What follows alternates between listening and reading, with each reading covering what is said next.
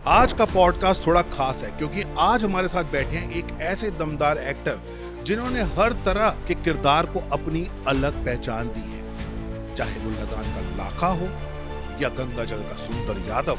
अब तक 56 is my favourite as an actor. Jealous Nana Patekar से जेलस है जी कि मेरे 44-48 हुए, इसके 56 हो गए एनकाउंटर। अब तक 56। नाना पाटेकर का भी कमबैक। नाना पाटेकर को काम मिलने बंद हो गए थे उसमें। क्यों? 100 कहानियां हैं, गालियां बकता है, मारता है, अब जाओ मिसबिहेव करता है ऐसा करके। लेकिन मेरे साथ काम किया तो बिल्कुल भी कोई मिसबिहेव नहीं, बल्कि किसी ने तो रोल ही छोड़ दिया था कि मैंने ने मेरे वाला कि ये तो नाना पाटेकर कटवा देगा रोल, जबकि एक सीन भी नहीं कटवाया मेरा। और मेरे को इतना कोऑपरेट किया उस बंदे ने, इतना बढ़िया से। और वाकई में उसके बाद उसको फिर काम मिलना शुरू हुआ उसका बढ़िया से। और आजकल तो छाए हुए हैं। छाए हुए। जैसे मैंने कैच ली थी हाँ। हवा में डाइव मारते हुए ऐसे, जी। तो एक टेबल था, स्टूल था, वहां से मैं एक स्प्रिंग बोर्ड पे कूदता था। स्प्रिंग बोर्ड से मैं ऐसे जाता था और वो बॉल आमिर खान फेंक रहा था उधर से और वो कैच करनी थी। 23-24 टेक हो गए, मैं टूट गया, लेकिन वो कैच नहीं मिल पाया। तो आशुतोष ने, आमिर ने बोला कि आज रहने देते हैं क्योंकि हो ही नहीं रहा है। तो कुछ भी 10 टेक, 20 टेक, 30 टेक लग जाते हैं, क्योंकि टेक्निकल था ये। छलांग ऐसी ही जानी चाहिए कि एक्टिंग ऐसी चलते फिरते का शौकिया करने वाली चीज नहीं है जी। ये बहुत बड़ा सब्जेक्ट है पूरी दुनिया में जी। और आपकी पूरी लाइफ खत्म हो जाएगी फिर भी इसको पढ़ना सीखना खत्म नहीं होगा जी। ओमपुरी को एक फिल्म थी सिटी ऑफ जॉय, हॉलीवुड की फिल्म थी, उसमें वो हाथ गाड़ी चलाते हैं ना जी। वो रोल था जी। ओमपुरी का। भाई साहब 15-20 दिन उस बंदे ने कलकत्ता के अंदर वो गाड़ी चलाई शूटिंग से पहले, और उसने उन लोगों की लाइफ को देखा, वहीं सोया वहीं खाए। वो प्रेज नहीं मिलता। आम दर्शक जो होते हैं उनको स्टारिज्म अच्छा लगता है, सलमान खान, शाहरुख खान, ये एक लात मारी 10 लोग उड़ गए। इसीलिए पुष्पा, बाहुबली, ये अभी आई धुरंधर, ये हिट है क्योंकि एंटरटेनमेंट है टोटल। आदमी ऐसे मेस्मराइज होकर देखता रहता है कि अब क्या होगा, ओ ये कुछ नया आया, ये कुछ नया आया। सलमान खान की किक और बॉडीगार्ड पता नहीं कितनी फिल्में हिट हुई, कोई कहानी नहीं। शाहरुख खान की कितनी फिल्में, इसमें कहानी का कोई मतलब नहीं है जी, लेकिन स्टारिज्म है उसका।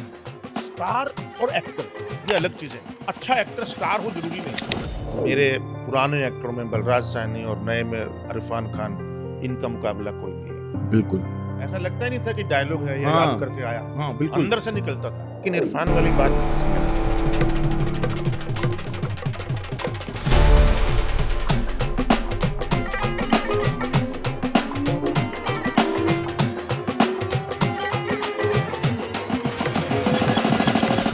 आज का पॉडकास्ट थोड़ा खास है क्योंकि आज हमारे साथ बैठे हैं एक ऐसे दमदार एक्टर जिन्होंने हर तरह के किरदार को अपनी अलग पहचान दी है, चाहे वो लगान का लाखा हो या गंगा जल का सुंदर यादव या फिर अब तक 56 का तीखा पुलिस अंदाज। इन्होंने हर रोल में अपनी एक्टिंग में ऐसा रंग बिखेरा है कि कैरेक्टर सीधा याद रह जाता है। सिंह इज किंग और राउडी राठौड़ जैसे कमर्शियल एंटरटेनर्स में भी उनकी प्रेजेंस अलग ही नजर आ रही है। ये उन चुनिंदा एक्टर्स में से हैं जो चाहे विलन का रोल करें, सीरियस रोल करें, हर बार अपना असर छोड़ जाते हैं। तो जोरदार तालियों से स्वागत करते हैं एक बेहतरीन एक्टर और इंडिया सिनेमा के बहुत ही ईमानदार कलाकार यशपाल शर्मा जी। सर कैसे हो? मैं बढ़िया हूँ Paras, thank you so much. Thank you for coming. मैं बहुत टाइम से वेट कर रहा था आपका कि आप मेरे घर पे पधारे, क्योंकि सिर्फ 2 फ्लोर ऊपर रहता हूँ मैं आपके। मैं भी बहुत टाइम से वेट कर रहा था कि कब हो पाएगा, तो आज हो ही गया। Thank you sir. सर मैं आपको पहले ये बता दूं, जो आपका बेटा है ना सैम, बहुत ही हैंडसम है। यस आई नो, मेरे पे गया बिल्कुल बिल्कुल बिल्कुल। He is very handsome. Yes yes sir. और बहुत ही टैलेंटेड लड़का भी है और बहुत ही अच्छा डीजे भी प्ले कर लेता है इतनी छोटी उम्र में। He is very good actor also. He is very good actor also. Yes, Mukesh Chhabra के प्ले में देखा था। जी जी जी। तो सर आप, मतलब ठीक है, आपको तो कौन नहीं जानता, आपने तो इतनी फिल्में करी हैं। मतलब मैं तो बहुत ही छोटा था जब से मैं फिल्में देख रहा हूँ आपकी। और जैसे कि गंगा जल, उसमें आपका डायलॉग था ना, तर जात। आज तक हिट है, आज तक ये बात लोग बोलते हैं, क्योंकि सीधा सीधा कोई गाली नहीं देता, हाँ, लेकिन सुनाई तो वही देता है ना, सुनाई वही देता है। अब कई फिल्मों में बोलते हैं, अरे पूतिया है क्या तू? अब पूतिया बोल दिया, लेकिन सुनाई तो वही देगा ना। तो सर मैं वैसे तो ये तो पूरे यूट्यूब में भरा है कि आप कहाँ से आए हैं, आपने कब से शुरू किया, बट फिर भी थोड़ी सी मेरी ऑडियंस के लिए आप अगर ये थोड़ा सा बता दें कि आपने ये एक्टिंग का कब से सोचा कि भाई मुझे एक्टिंग करनी है, मुझे मूवीज में जाना है? नहीं, अगर मूवीज में जाना है तो सोचा तो वो तो बहुत लेट सोचा मैंने, मतलब मेरे ख्याल से ये बात है 96 की। ओके। जब मैं एनएसडी पास कर चुका था, रिपेटरी कर चुका था, उसके बाद मैंने सोचा कि फिल्मों में जाता हूँ। ओके। अदरवाइज एक्टिंग में जाना है वो तो मैं 10वीं 12वीं क्लास में ही सोच लिया था, जब मैंने थिएटर करना शुरू किया था ओके। और नाटक करना शुरू किए थे। और हमारे पास रामलीला करता था मैं सबसे पहले तो। ओके। तो रामलीला में ही बहुत एक कीड़ा जो होता है वो कुलबुलाता रहता था, कभी हनुमान का रोल, कभी जोकर, कभी कोई गाना, कभी कुछ, पता नहीं क्या क्या करते थे हम।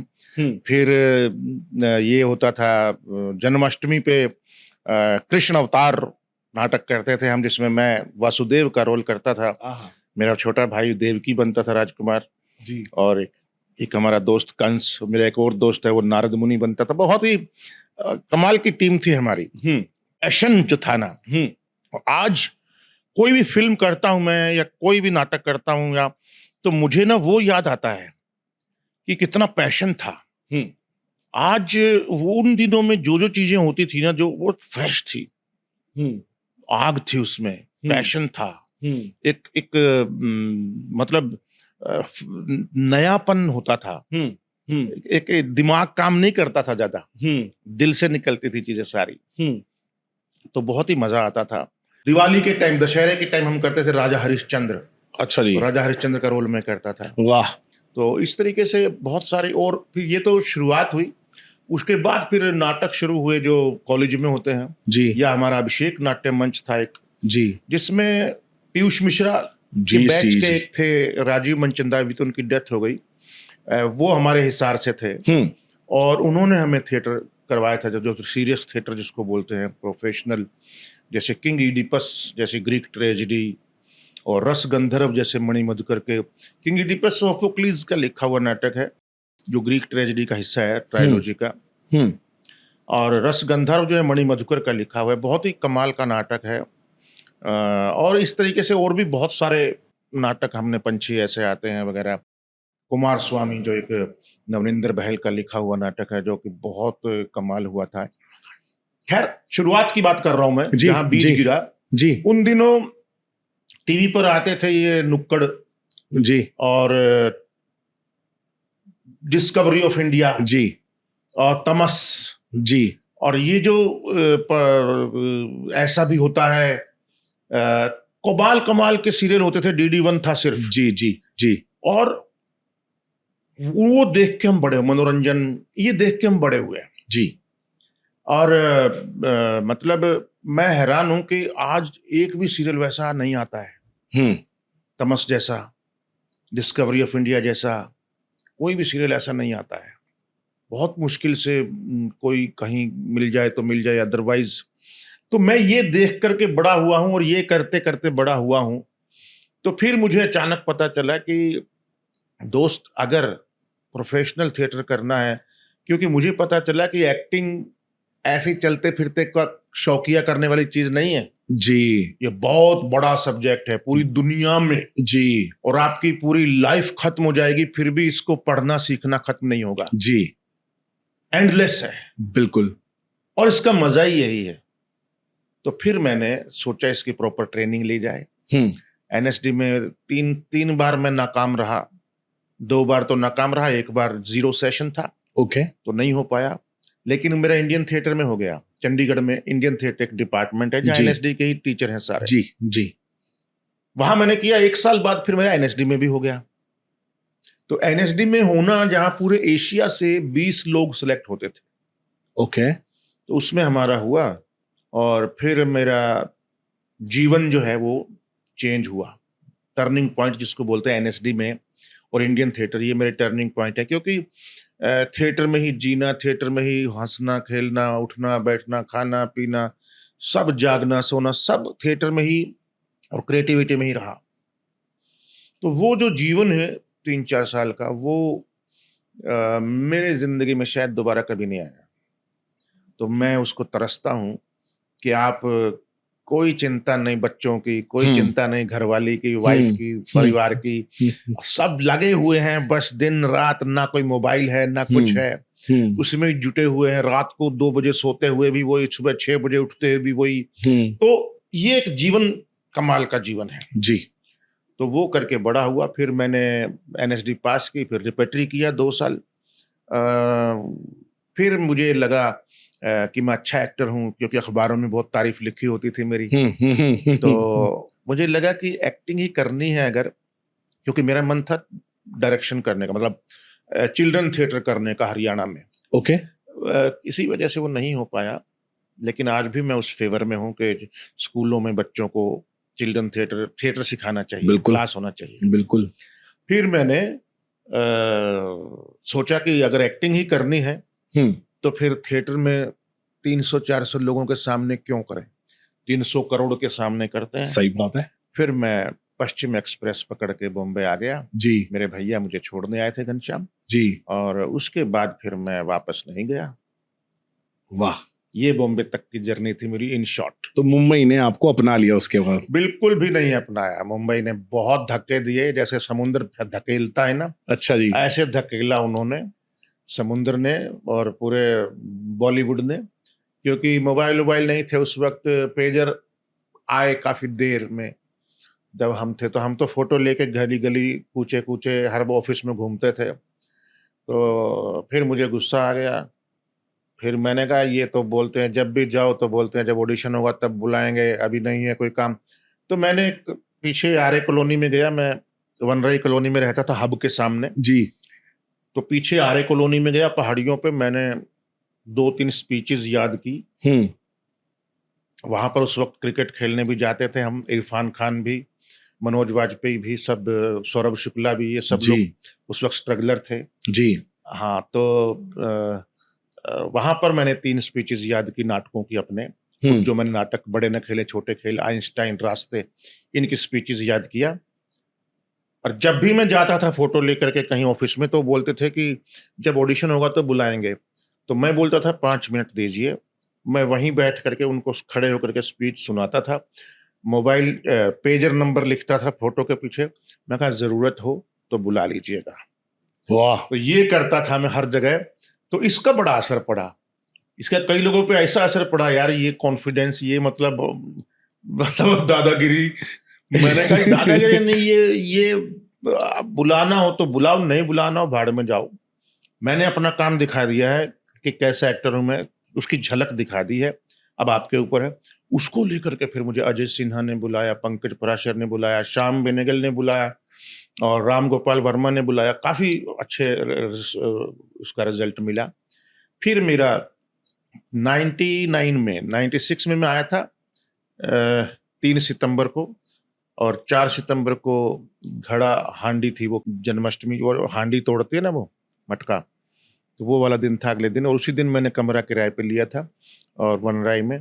और उसके बाद फिर धीरे धीरे छोटे छोटे एपिसोडिक सीरियल किए मैंने, बड़ा सीरियल नहीं किया मैंने कहा नहीं करूंगा मैं, ओके जी। फंस जाऊंगा, गाड़ी आ जाएगी, बंगला आ जाएगा, डेली सोप करके, फिर मैं नहीं करना चाहता ऐसी सिक्योर लाइफ। मतलब नहीं, वो नहीं चाहिए मुझे, वो उसमें मशीन हो जाता है डेली सोप में ना इंसान। ओके। मशीन हो जाता है, वो एक्टर नहीं रहता। ये बहुत तो कम है। निकलते हैं जो अपने ये जो जिनकी डेथ हो गई, सुशांत सिंह राजपूत। जी जी जी। ऐसे एक्टर बहुत कम होते हैं जो टीवी से निकल के भी अपना वो बना के रखते हैं। जी बहुत कम होते हैं जी। सुशांत जैसे, वरना वो सब उसी में ही गुम हो जाते हैं, डेली सोप में, अपनी लाइफ में, अपने ही सर्कल में। ये तो है। ऐसे उसमें कूप मंडूक की तरह ये तो पूरी है। दुनिया के साथ। फिल्म जो है एक बड़ा मीडिया है, पूरी दुनिया देखती है। डेली सोप जो है वो अखबार है।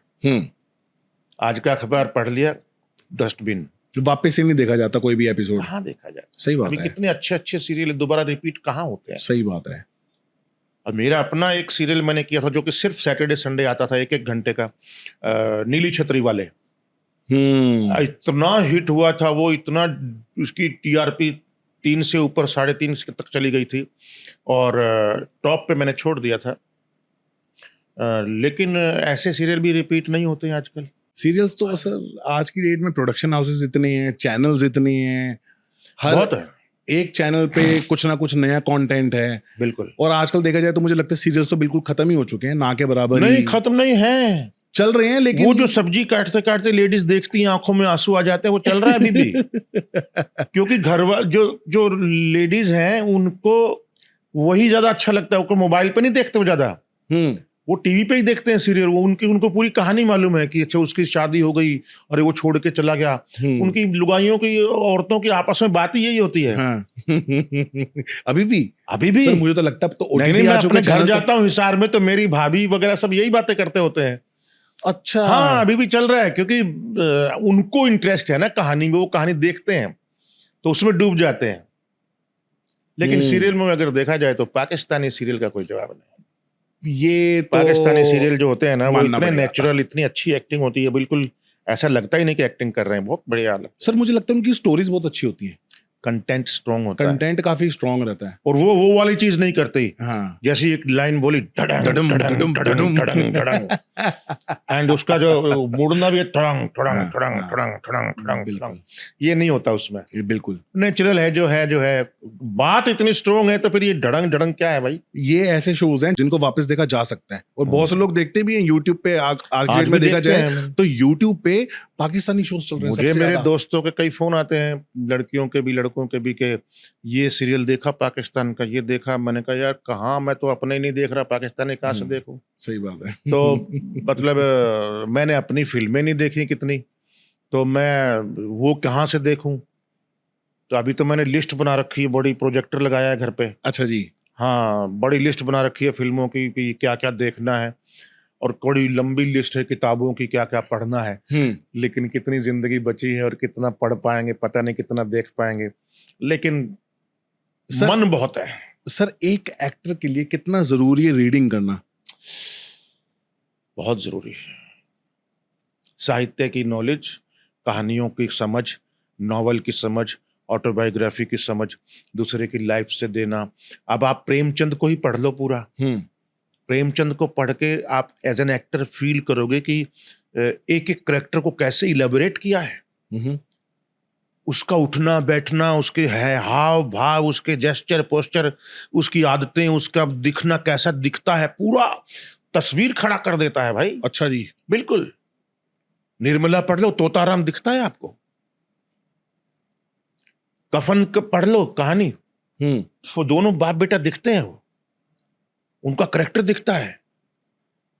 गिल्ली डंडा पढ़ लो, कौन सी ईदगाह पढ़ लो, बच्चा दिखता है। सर मुझे लगता है आज की डेट में जिन जिन किताबों का हम नाम बता रहे हो ना, लोगों को पता ही नहीं होगा। जेनजीज को पता ही कईयों नहीं को तो होगा। प्रेमचंद का ही नहीं पता है। हाँ वही कह रहा हूँ ना, ये तो सब किसी को पता वो ही तो नहीं बड़ा होगा आज की जोक डेट में। है ना, जोक नहीं, एक एक्चुअल किस्सा है कि प्रेमचंद की एक नॉवल पे एक सीरियल लिख करके कोई गया था, पायलट लेकर के टीवी चैनल में। तो वो लड़की जो क्रिएटिव डायरेक्टर थी बोली कि हु इज प्रेमचंद, प्रेमचंद का बायोडाटा भेज दीजिए प्लीज। प्रेमचंद का बायोडाटा, जो आदमी शेक्सपियर ऑफ इंडिया है उसका बायोडाटा मांग रहे हैं, आपको पता भी नहीं है प्रेमचंद कौन है, तो लानत है हमारे ऊपर। खैर अभी तो एआई का जमाना आ रहा है जी, अभी जी। तो क्या क्या देखना बाकी है पता नहीं। सर एआई तो अब आ चुका है, बहुत आ ज्यादा चुका है। घुस चुका है और लोगों के लाइफ में प्रॉब्लम भी स्टार्ट कर दी है उसने क्रिएट करना। अभी तो कोई एक नया आया था एआई जो कि आप उसको सारा काम दे दो तो वो आपके पूरे कंप्यूटर में घुस के आपका पूरा काम करके देगा। उसमें कुछ पैसे भी कट होने होंगे तो वो भी कट कर देगा, सब कुछ करके देगा। और उसने भी एक ऐसा बना दिया कि जैसे अगर आपने अपने एआई को गुस्सा कर दिया कि तूने ये क्या किया है, तो उसने दूसरे एआई से जाके दोस्ती करके एक अपना एक ऐप बना रखा है।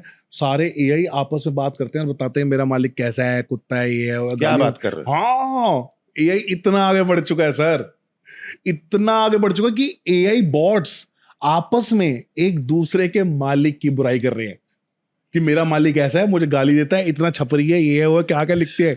और जब उनको पता चला उस एआई को जब पता चला कि मेरा ये ऐप सबको पता चल गया और हर कोई आके देख रहा है, उसने जो लिखना शुरू किया ना वो कोडिंग में लिखता है। अब प्रॉपर नहीं लिख रहा, कोडिंग में लिख रहा है, जस्ट कि उसके कंप्यूटर को ही समझ में आ, किसी को नहीं। ओ एआई इज गोइंग सो फार, सो फार। अभी मुझे लगता है थोड़े दिनों में राइटर, डायरेक्टर, प्रोड्यूसर की, किसी की, एक्टर की भी जरूरत नहीं पड़ेगी। नहीं है सर, नए नए ऐप्स आ गई हैं कि आप कुछ भी बोलो, एक शक्ल बनाओ, बिल्कुल नेचुरल रियल बनेगा, और आप जो बोलोगे वो वैसे लिपसिंग करेगा, दिखेगा, वैसा बिहेव करेगा। वो तो देख ही रहे हैं हम आजकल, सब कुछ। वो तो रील वगैरह जो आ रही है। जी जी जी। तो मैं कितनी सारी एआई पे खुद इतनी सारी शॉर्ट वीडियोस बना चुका हूँ, जो कि शायद अगर हाँ, एआई का यूज करो अच्छे से, पॉजिटिव भी बहुत है, अगर जी। नेगेटिव यूज करो, नेगेटिव तो बहुत नेगेटिव भी है, पॉजिटिव भी है। सेम विद सोशल मीडिया, आप उसका किस तरीके से यूज करते हो, दैट इज मोस्ट इम्पोर्टेंट। मतलब अगर आप उसका नुकसान भी है, उसका आप कितनी भी आप सेंसरशिप लगा लो। जी। मोबाइल पे तो सेंसरशिप नहीं है ना, 18 साल से कम, 9 साल का बच्चा भी फिल्म देख सकता है। जी बिल्कुल। तो कहाँ रोकोगे? ये तो है सर। ये ओटीटी पे जो इतनी भद्दी भयंकर गालियां, इतना डबल मीनिंग के डायलॉग, इतना वायलेंस जो ओटीटी पे आ चुका है इस वक्त, कहाँ रोकोगे? वहीं पंचायत जैसे सीरियल भी हैं, गुल्लक जैसे भी सीरियल हैं जी, दुपहिया जैसे भी हैं, बिल्कुल, जो बिल्कुल सरेआम पूरी फैमिली के साथ बैठ के एंजॉय कर सकते हैं आप। बिल्कुल सर, आपने तो दुपहिया करी है? हाँ, दुपहिया मैंने किया, पार्ट 1 कर चुका हूँ, अभी 2 आ रहा है, 2 का भी खत्म हो गया। बहुत ही कमाल का एक्सपीरियंस है। मुझे लगता है कि सर आगे आने वाले टाइम में ऐसी सीरीज ही बनने वाली हैं। ऐसे घूम फिर के हम वही आएंगे, लंगोटी पे और बाजरे की रोटी पे, बता रहा हूँ मैं, आना ही पड़ेगा। क्योंकि कितना अभी देखो ना, खाने का भी जो ये जंक फूड है जी, मेरा सोच करके ही ना ऐसा हो जाता है कि यार कैसे खा लेते हैं बच्चे ये सब। इतना महीनों पड़ा हुआ जंक फ्रीजर में, और वो उसका खाना बनता है जी, पता नहीं कैसा मुर्गा होगा, कैसे मुर्गी, इतने कितने सारे इकट्ठे करके डाले होंगे, बनाया होगा, किस तरीके से खाते हैं वो लोग, और किस तरीके से, कोई ये तो है नहीं माँ की तरह, मतलब वो साफ और अच्छा फ्रेश बना के देगी। बिल्कुल। अगर आपने लिखा है कि जोमेटो इतने मिनट में आ जाता है, इतने मिनट में आपका बाप बना के देगा उधर, सही बात, बनाया ही पड़ा होगा ना, कुछ बनाया पड़ा होगा, वो बस लकाट करके पैकेट निकाल के दे देगा। जी। तो बहुत नुकसान है इसका। मतलब ऑर्गेनिक खाना पे ही वापस आने वाले हैं लोग। और क्यों विदेशी लोग इंडिया में आते हैं घूमने, क्यों ये आश्रम वगैरह या साधुओं के जाते हैं जी, या वही खेतों वाले खाने की तरफ दौड़ते हैं, हर्बल और ऑर्गेनिक फूड क्यों जा रहे हैं, अभी आ रहे हैं। आजकल तो मिलेट्स भी बहुत चलने लगे हैं, आजकल तो बड़ा प्रमोट करने लगे कि आटा छोड़ो, मैदा छोड़ो, मिलेट्स खाओ, जो कि इंडिया में पहले मिलेट्स ही चलता था, बाजरे की रोटी जैसे आपने बोला, ज्वार बाजरा मकई, बाजरे की। अच्छा सर, मैं आपसे ये जानना चाह रहा था कि जैसे आपने एक फिल्म करी है लगान, जहां पे आपने रोल किया एकदम ऐसा कि गांव वाला है बट थोड़ा सा नेगेटिव है, क्योंकि वो प्यार में ऐसे लाखा। फिर उसके बाद एक रोल जहां मैं देखता हूँ गैंग्स ऑफ वासेपुर में आप गाना गा रहे हो। बहुत ही डिफरेंस है मतलब कैरेक्टर में। नहीं, मेरा मैक्सिमम कैरेक्टर्स में डिफरेंस पाएगा। आप देखिए, गंगा जल अपहरण, अब तक 56 सब में नेगेटिव है जी, लेकिन आप तीनों में सिमिलरिटी बता दो। हाँ, ये तो बिल्कुल नहीं है, ये तो है, कैरेक्टराइजेशन अलग है जी सर। गंगा जल का एक ठाकुर, वो जो बिगड़ैल बच्चा, बिगड़ैल लड़का, वो अलग है। अपहरण का जो एक बॉस जो है जेल के अंदर से चलाने वाला, उसकी चाल ढाल, उसका स्टाइल सब अलग है। अब तक 56 का एक अलग है। जेलस इंस्पेक्टर, जो क्राइम इंस्पेक्टर, जो कि अपने सीनियर से जेलस, नाना पाटेकर से जेलस है जी, कि मेरे 44-48 हुए, इसके 56 हो गए एनकाउंटर जी। तो मैं कैसे पीछे रह गया, मैं भी करूंगा कुछ जी, गलत सलत करके, मतलब एक तरीके से उस टाइप का। एंड अब तक 56 is my favourite film as an actor. देखो, ये जिसने चक दे इंडिया बनाई, सिमित अमीन की पहली फिल्म थी। अच्छा। रॉकेट सिंह, अब तक 56 पहली फिल्म थी। फिर उसने ये बनाई थी चक दे इंडिया, रॉकेट सिंह, फिर अब एक और ये- बनाई थी बाद में। और बहुत कमाल का डायरेक्टर रहा है। चक दे इंडिया, रॉकेट सिंह बिल्कुल अलग हो गया, अब तक 56 बिल्कुल अलग हो गया। बिल्कुल। अब तक 56 नाना पाटेकर का भी कम बैक था। एक नंबर फिल्म है वो तो। कम बैक था क्योंकि नाना पाटेकर को काम मिलने बंद हो गए थे उस वक्त। क्यों? पता नहीं, 100 कहानियां हैं, गालियां बकता है, मारता है, मिसबिहेव करता है, ऐसा करके। लेकिन मेरे साथ काम किया तो बिल्कुल भी कोई मिसबिहेव नहीं, बल्कि किसी ने तो रोल ही छोड़ दिया था कि मैंने ने मेरे वाला कि ये तो नाना पाटेकर कटवा देगा रोल, जबकि ये एक सीन भी नहीं कटवाया मेरा। और मेरे को इतना कोऑपरेट किया उस बंदे ने, इतना बढ़िया से। और उसने बोला कि you have done brilliant job, और देखा तो बड़ा गले लगा लिया कि यार क्या बात है, मज़ा आ गया। और वाकई में उसके बाद उसको फिर काम मिलना शुरू हुए। फिर राम गोपाल वर्मा ने उसको काम दिए, फिर और धीरे धीरे कम बैक हुआ उसका बढ़िया से, और आजकल तो छाए हुए हैं। छाए हुए हैं। तो सर इस इंडस्ट्री में वैसे आपके सबसे अच्छे फ्रेंड कौन है? अच्छे फ्रेंड तो कोई नहीं है, अच्छा। क्योंकि एक प्रोफेशनल चीज़ होती है, जब शूटिंग करते हैं तो अच्छे होते हैं सब। उसके बाद मेरी ही कमजोरी है, वीकनेस है कि मैं फॉलो नहीं करता हूँ किसी को। अच्छा। पीआरशिप मेरी बहुत कमजोर है। ओके। हाँ, मैं फ़ोन नहीं करता हूँ किसी को, मैं थोड़ा सा अपने उसमें रहता हूँ, और आगे क्या करना है वो उसमें ज़्यादातर रहता हूँ, काम में, ध्यान में। तो सबके साथ, सलमान खान, अमिताभ बच्चन, अक्षय कुमार के साथ तो 4-5 फिल्में हो गई, जी। और सबके साथ फिल्में की हैं मैंने। लेकिन मैं कभी भी किसी को, आमिर खान, सबके साथ फॉलो नहीं किया मैंने कभी किसी को। तो दोस्त प्रेजेंटली फ्रेंडशिप के मैं रोज फोन करता हूँ, बात का, अभी कोई नहीं है। ऐसा कोई नहीं है। नहीं, वो हमारे एनएसडी के ही दोस्त हैं, मतलब जो थिएटर के ही दोस्त हैं, कोई स्टार नहीं है। जैसे आपने बताया था कि आपके साथ थिएटर में जब आप थिएटर कर रहे थे, एनएसडी कर रहे थे, तब आपके साथ काफी सारे एक्टर्स थे, जैसे कि इरफान खान आपने बताया अभी। हाँ, इरफान को तो मैंने स्टेज पे देखा है, मतलब ही वाज स्ट्रगलर एक्टर था ना। अच्छा, तो मतलब उस ऐसे वक्त कोई जब- फ्रेंड वगैरह नहीं थे वो आपके? नहीं, फ्रेंड मतलब हम क्रिकेट खेलते थे तो अच्छा। वहां मिल गए, हेलो हाय हो गई। अच्छा। एक फिल्म में मैंने, और उसने हीरो किया, मैंने विलेन किया। हाँ। एक फिल्म साउथ की थी, तुलसी। ओके। हिंदी फिल्म थी, बट साउथ का, ऊटी में शूटिंग हुई थी, साउथ का डायरेक्टर था, प्रोड्यूसर ओके। था। तो तुलसी, मनीषा कोइराला, इरफान खान थे, और इधर मैं विलेन था। तो वो फिल्म की थी हमने साथ में, हम 20-25 दिन साथ रहे थे ऊटी में। तो इस तरीके से है, लेकिन वो दोस्त की तरह ऐसा कोई नहीं है। नवाजुद्दीन भी बहुत हम साथ रहे हैं, गाने वाने गाते थे, बैठे रहते थे, स्ट्रगल करते थे, एक जगह इकट्ठे हो गए।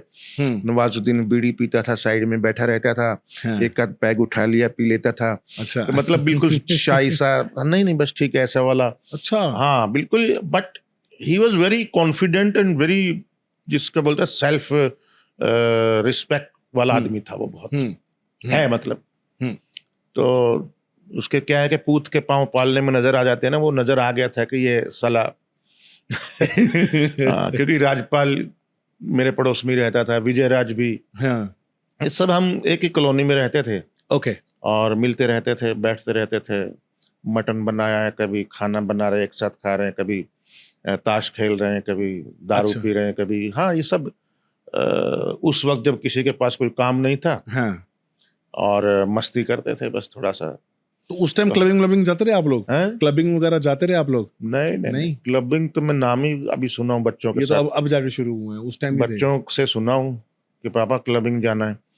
मैंने कहा जहाँ भी जाना है, कितना पैसा चाहिए बस बोल। अच्छा। तो क्या होता है क्लबिंग मुझे नहीं पता अभी तक। अच्छा सर, जैसे आपने बताया कि विलन का रोल कर रहा हूँ तो वो सेम नहीं लगेगा, वो अलग ही लगेगा, तो ये आप किसी को सोच के करते हो कि यार मैं इस बंदे से मिला था, मैं ऐसा बिहेव करूं, उसकी तरह अपना बॉडी लैंग्वेज रखूं, या आपके अंदर कुछ पढ़ के, रीडिंग वगैरह करके कुछ और पर्सनालिटीज आप डेवलप करते हो अपने अंदर? नहीं, पारस देखो, एक्टर वो अच्छा है जो पहले से ही वो अंदर ना रखे, पहले से ही कुछ ग्रजेस ना रखे कि ऐसा करूंगा वैसा करूंगा। नहीं, ठीक है। स्क्रिप्ट पढ़ के, स्क्रिप्ट खुद बोलती है कि कैसा करना है। ओके। कहानी बोलती है, करेक्टर बोलता है, लिखा हुआ जो है वो पढ़ करके समझ में आता है कि अच्छा ऐसा है।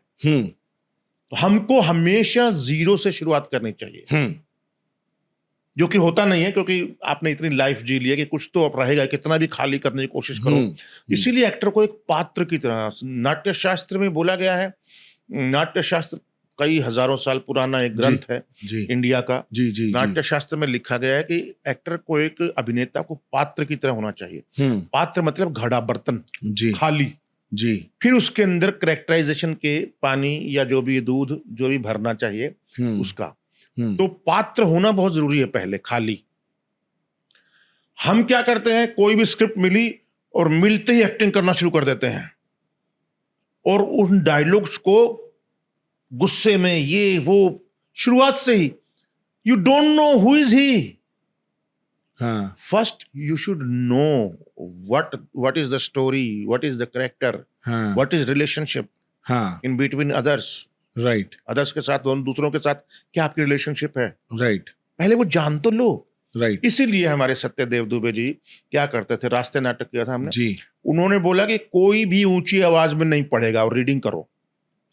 तो मन मन में पढ़ते थे हम ऐसे अपने अपने डायलॉग। वो उधर बैठा, उधर बैठी, उधर बैठे, इधर मिल करके पढ़ते थे, लेकिन अपना डायलॉग जब बिल्कुल ऐसे विस्परिंग में। फिर धीरे धीरे धीरे धीरे धीरे धीरे गुस्सा आता तो उसको भी दबा के पढ़ो। मतलब वो जानना चाहते थे कि किसके अंदर गुस्सा निकलेगा। ओके। और एक दिन मेरे से हो गया ऐसा, मैंने स्प्रिंग में ही ना थोड़ा सा ऐसा करती ऐसा। तो उन्होंने इतना गुस्सा किया, सत्यदेव दुबे ने मुझे गालियां, बाकी साले कुत्ते तुम, क्या मैंने बोला था विस्परिंग में करना है, क्यों विस्परिंग को ऊंचा किया। मेरे को आ गया गुस्सा। अगले दिन मैं मेघदूत में गया, वहां पे मैंने सारे डायलॉग याद तो थे ही, एक बार दोबारा से करे, और उसके अगले दिन जब रीडिंग हुई तो मैंने कहा माँ की आंख विस्परिंग की। मैंने पूरा उसके साथ पढ़ा उसको, जैसे करेक्टर पढ़ता है। मैंने कहा हो गया बहुत यार। और मैंने जो पूरा रोल पढ़ा, पूरा पढ़ा, उसके बाद सत्यदेव दुबे ने तालियां बजाई। Yes, this is what I want. मतलब आप विस्परिंग में पढ़ो, आराम से पढ़ो, ताकि आपके अंदर कुलबुलाहट हो कि ये क्या है, क्यों है। जहां गुस्सा है, जहां फुल स्टॉप है, जहां कोमा है, वो अपने आप पता चलेगा बाद में। शुरुआत में ही मत डिसाइड करो। और ऐसा ही होता है। मैं एक फिल्म कर रहा था, धूप, नेशनल अवार्ड मिला था उसको, और अश्विनी चौधरी की फिल्म थी। और मेरा एक ही दिन का काम था और एक इंस्पेक्टर का रोल था, नया नया आया था मैं बॉम्बे जी। और ओमपुरी जी और रेवती जी थे, हस्बैंड वाइफ, उनकी कहानी थी उनके बेटे की जी। और गुलपनाग थी। तो ओमपुरी जी और मेरे सीन थे जी। वो एनओसी लेने आते हैं अपने पेट्रोल पंप का। ये ट्रू स्टोरी थी कारगिल की। ओके। कारगिल में जिसको, जो शहीद हो गया था, उसको पेट्रोल पंप मिलता है, लेकिन वो कैसे मिलता है वो उसका बाप जो है वो लेता है। बोला मैं रिश्वत नहीं दूंगा किसी को भी, मिलेगा तो मिलेगा, नहीं मिलेगा तो नहीं। और उस बंदे ने वो पेट्रोल पंप लिया। ओके। तो वो एनओसी जो मेरे से लेता था, बिजली का, ये वो सारा कुछ किया, लेकिन जब मेरे पास आया तो मैंने मना कर दिया। भाई रिश्वत ऐसा तो नहीं मिलेगी। वो रोज आ जाता था, भाई दे दो।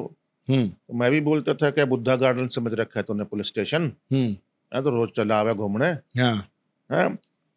तो एक दिन वो क्या करता है, एक सीन था जिसमें मेरा एक भी डायलॉग नहीं था जी। और ओमपुरी पुराने पुराने सबूत लाता है कि वो मेरा बेटा है। मैं बोलता हूं कि पहले साबित कर कि वो तेरा बेटा है और तू उसका बाप है। ऐसे कैसे दे दूं, क्या पता तू कौन है, मैं क्या जानूं। हरियाणवी था। तो वो एक आता है, फोटो देखता है, ये देखिए ये फोटो मैंने कंधे पे उठा रखा है जब उसको अवार्ड मिला था।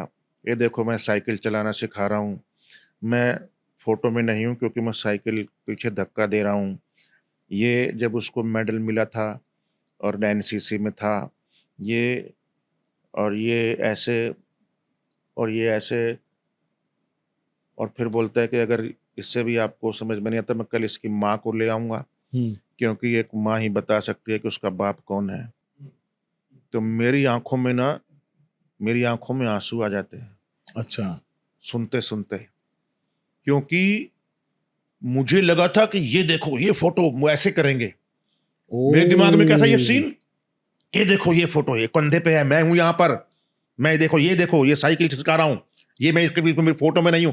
मुझे लगा था ऐसा होगा, और उस बंदे ने टोटली डिफरेंट किया, आराम से।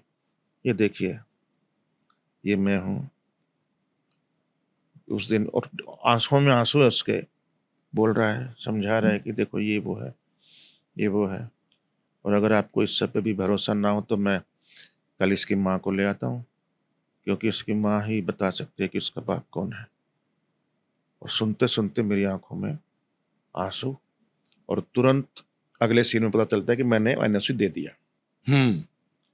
तो ये अब मेरे अंदर पहले से ही ग्रजेस थे कि ये सीन ऐसा होगा, समझ रहे हैं? तो ये वाली चीज हमको निकाल देनी चाहिए एज एन एक्टर, फ्रेशनेस खत्म हो जाती है।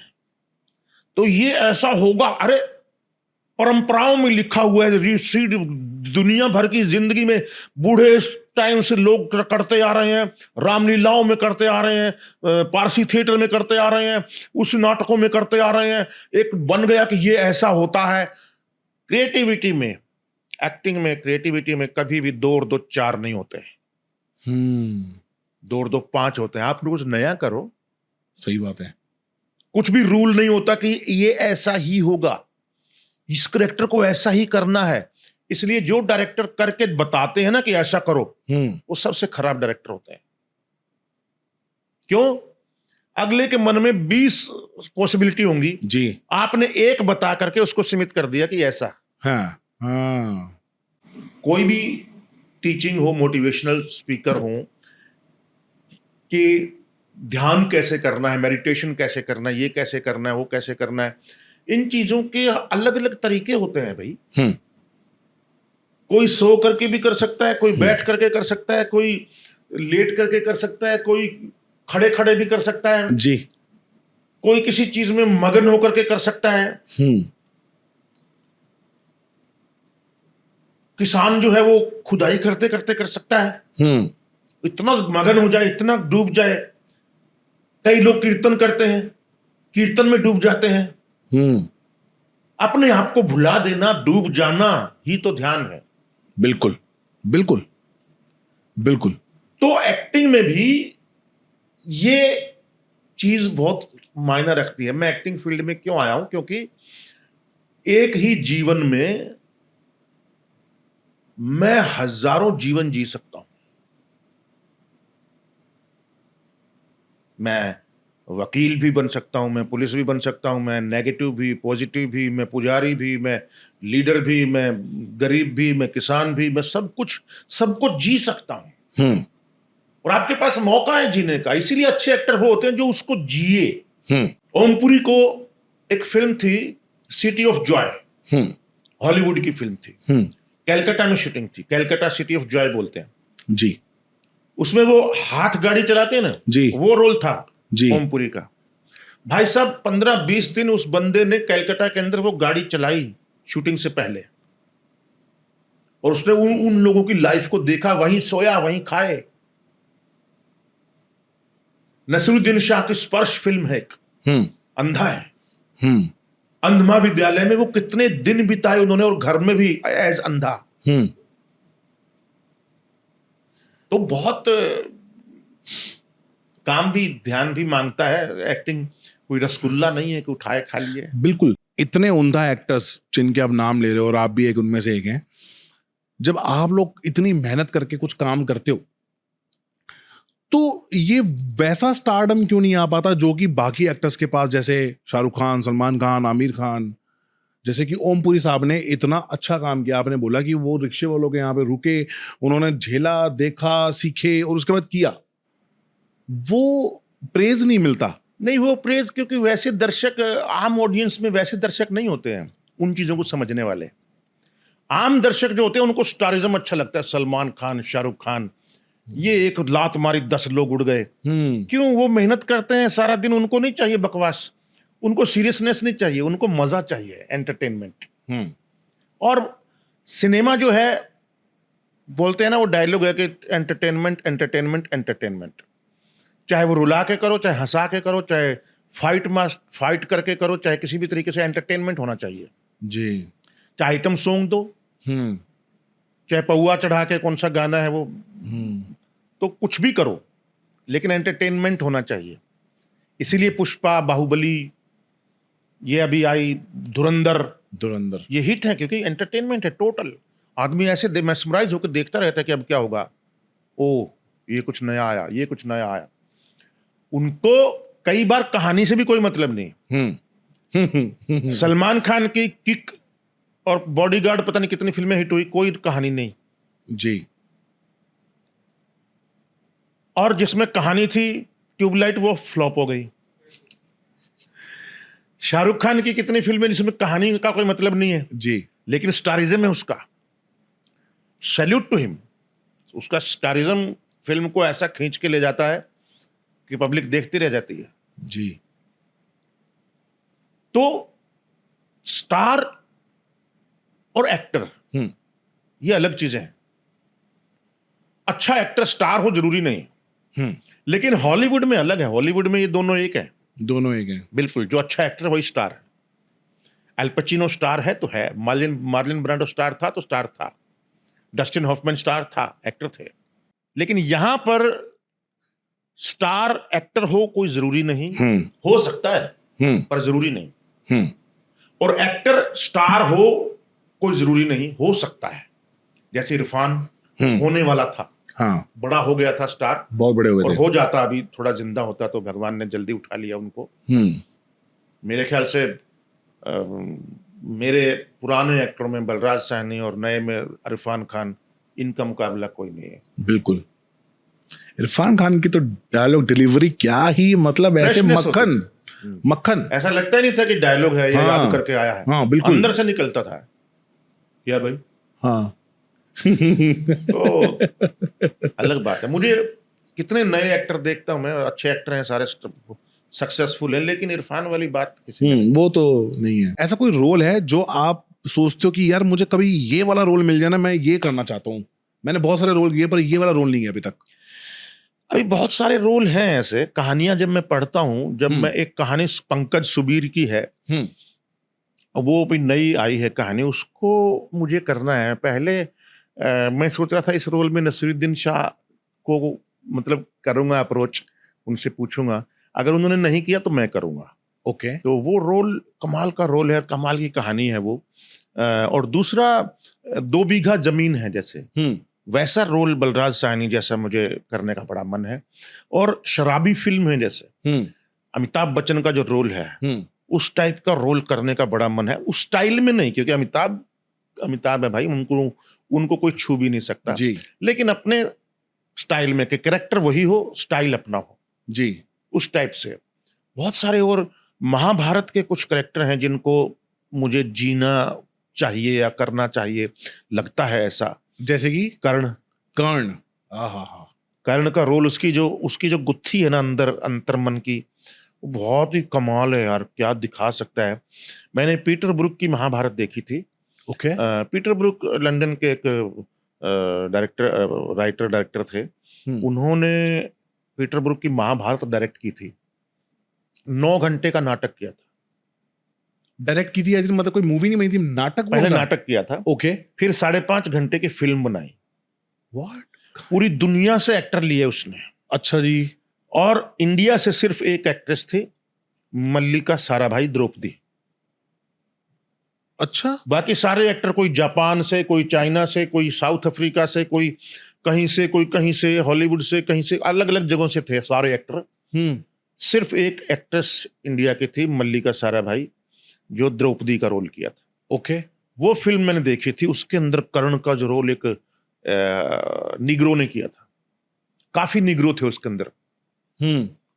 द्रोणाचार्य का रोल एक जापान के कोई एक्टर थे, बड़े सीनियर। और इस तरीके से कमाल की थी वो महाभारत। कितने साल पुरानी है सर ये? नहीं, ये तो अभी भी आप देख सकते हो। कहाँ पे? आप मेरे ख्याल से तो आप किसी ओटीटी पे मिलेगी, आप सर्च कर सकते हो, Mahabharata by Peter Brook. Okay. Peter Brook is a great writer also. उसका एक द एम्प्टी स्पेस करके एक किताब है, वो कभी पढ़ी थी मैंने एनएसडी के टाइम पे। एम्प्टी स्पेस, उसने साइलेंस का जो इम्पोर्टेंस है वो बताया था। साइलेंस का इम्पोर्टेंस। जैसे बगैर रात के दिन का कोई इम्पोर्टेंस नहीं है।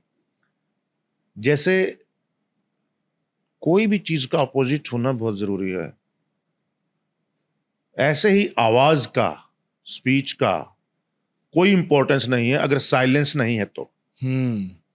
सर कभी सेट पे कोई फनी इंसिडेंट हुआ है कि आप कोई फिल्म में कोई ऐसा रोल कर रहे हो, या डायरेक्टर ने आपके साथ या किसी हीरो ने आपके साथ कोई प्रैंक कर दिया हो या मजाक कर दिया हो? मजाक होते ही रहते हैं, लेकिन ज्यादातर ऐसे हैं कि वो बोल नहीं सकते हम। अच्छा। तो जैसे एक अजय देवगन है, अक्षय कुमार है, बहुत शरारती एक्टर हैं ये सब। अच्छा जी। हाँ बहुत। तो ये अजय देवगन और हम गंगा जल की शूटिंग कर रहे थे। हाँ। तो अखिलेंद्र मिश्रा के साथ उन्होंने प्रैंक किया एक, ओके। कि बाल रख दिए एक विग के, हाँ। और उसमें खून लगा दिया बिस्तर पे। अच्छा। हैं? और जब खाना खा रहे थे तो बात करने लगे, यार मेरे को ना कुछ चुड़ैल सी दिखती है यार। हाँ। और ऐसे उस पे आती है। हाँ। पर मैं मानता नहीं कभी यार, इसे ये कभी होता है क्या ये? हाँ। तो अखिलेंद्र बोला कि हो सकता है सर, हाँ। कुछ भी हो सकता है, हाँ। और आत्माएं घूमती हैं, हाँ। और ये तो जंगल है चारों तरफ। वो हाँ। पंचगनी में थे, हाँ। हाँ। तो रेवाइन होटल में, ओके। उसके चारों तरफ पहाड़ियां हैं, खुला मतलब जंगल टाइप है पूरा, ठीक है। जहाँ स्वदेश की भी शूटिंग हुई, गंगा जल की भी हुई, और भी बहुत सारी फिल्में हुई जी। तो बात कर रहे थे तो उसी में बात खत्म हो गई, और इन्होंने कैमरा लगा रखा था और माइक लगा रखा था अखिलेंद्र के कमरे में। ओके। तो सब हम लोग नीचे, चलो भाई ओके गुड नाइट, चले गए। अखिलेंद्र जैसे गया सब लोग वापस आ गए। हाँ। और वो टीवी खोला जहाँ पे कैमरा लगा हुआ हाँ। था, हाँ। तो वो देख रहे थे। अखिलेंद्र मिश्रा ने दरवाजा खोला और अंदर गया, अरे इसकी और वो बाहर भागा, अरे सुनो, अरे सुनो, अरे होटल में कोई है क्या, ये क्या हो रहा है ये? तो हम हंस के पागल, और इधर से उसको भेजा मैनेजर को, क्या हो गया सर, क्या हो गया सर? अरे देखिए ना अंदर क्या है। हाँ। कौन है? ये आपके यहाँ कुछ होता है क्या ऐसा?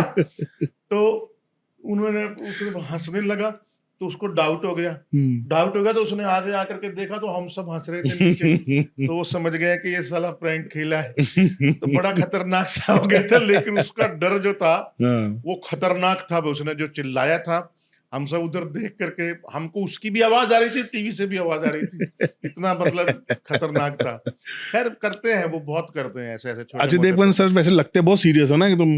अरे सीरियस मतलब अब तो और ज्यादा सीरियस हो गए हैं, अब नहीं करते, वो पहले थे ऐसे। अच्छा। हाँ, अभी मैंने उनके साथ ये फिल्म की, कौन सी 2, ये दृश्यम 2? दृश्यम नहीं, दृश्यम वाले ही प्रोड्यूसर थे ये यार, जो रेड 2 की, तो तब बिल्कुल ऐसा नहीं था उनका, बिल्कुल सीरियस रहते हैं अभी वो। क्योंकि रोल भी उनके वैसे ही होने लग गए ना, अभी कॉमेडी गोलमाल टाइप नहीं कर रहे। गोलमाल भी आ रही है ना, अभी गोलमाल 5 आ रही है। हाँ, बस वो वहीं तक सीमित है, उसके बाहर अभी जिंदगी में कॉमेडी खत्म हो गई है।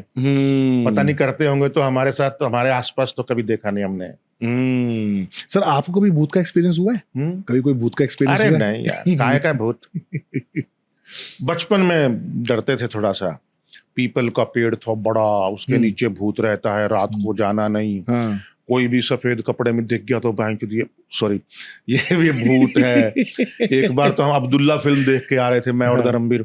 तो वो जो बाड़ होती है ना नींबू की, मतलब जो कोठी की बाड़, उसमें सफेद जो सफेदी करते हैं ना, उसका घड़ा पड़ा था सफेद। सफेद मतलब उसमें। तो हम ना धीरे धीरे चले थे, तो हमको दिखा कि अरे कुछ है सफेद सफेद दूर से ही। तो हम ना ऐसे हो रहे थे, कुछ नहीं, चुप चुप चुप चुप चुप ऐसे करते करते जैसे ही घड़ा आया हम ऐसे भागे। और फिर सुबह आके जब लस्सी लेने गए उस कोठी में, तो देखा तो घड़ा था। फिर हंस रहे थे दोनों एक दूसरे पे।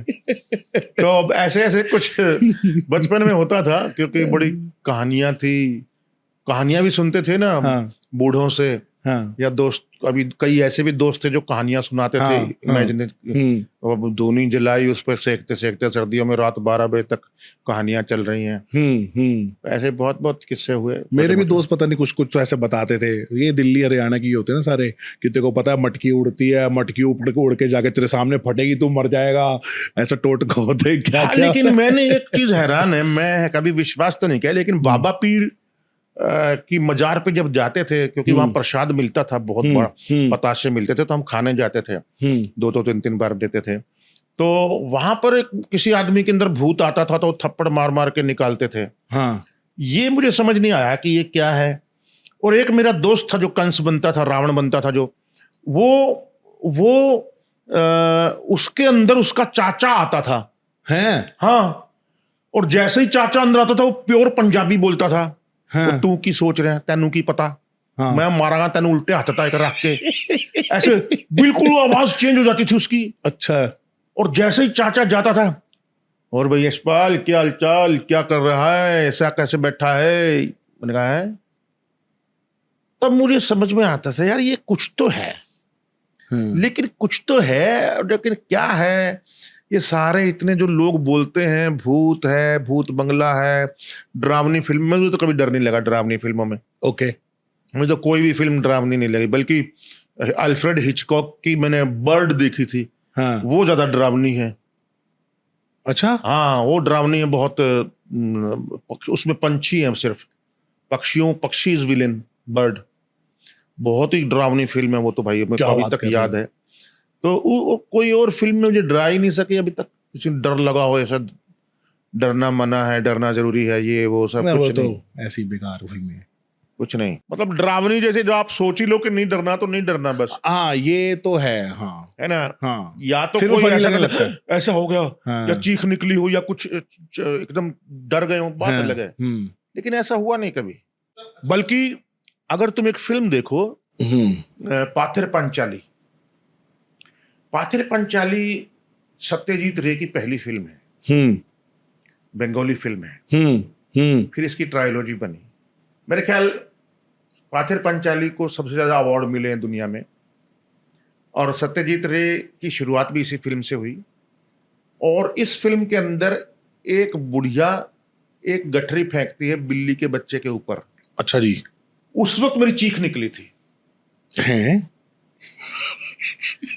हुई, मतलब कमाल हो गया। कई बार ऐसे सीन होते हैं। हाँ, एक फिल्म और देखी थी मैंने एक फेस्टिवल में, एक बिल्ली बैठी है टीवी के ऊपर, और खट से ऐसी हो जाती है और टीवी पे एक बूंद नीचे गिरती है उसकी, टपकती हुई बिल्ली की। वो बूंद जब टपकी थी तब ऐसे हो गया था दिल में, और मां की आंख।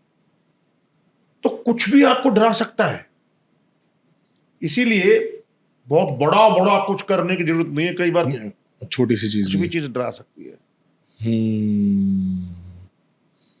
सर, आप शर्मा हैं, ब्राह्मण, आपको कोई ऐसा कोई एक्सपीरियंस हुआ जहां पे आपको भगवान फील हुए हो?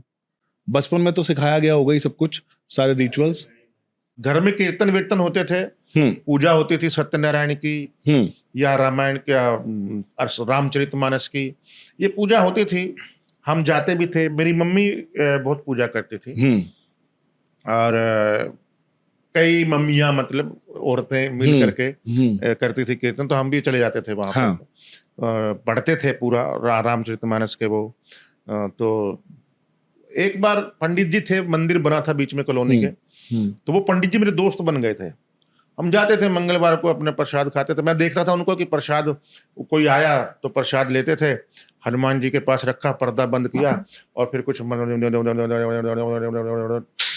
ऐसा किया, पर्दा खोला, थोड़ा सा प्रसाद रखा, उनको वापस किया, ऐसा कुछ पूजा करते थे वो।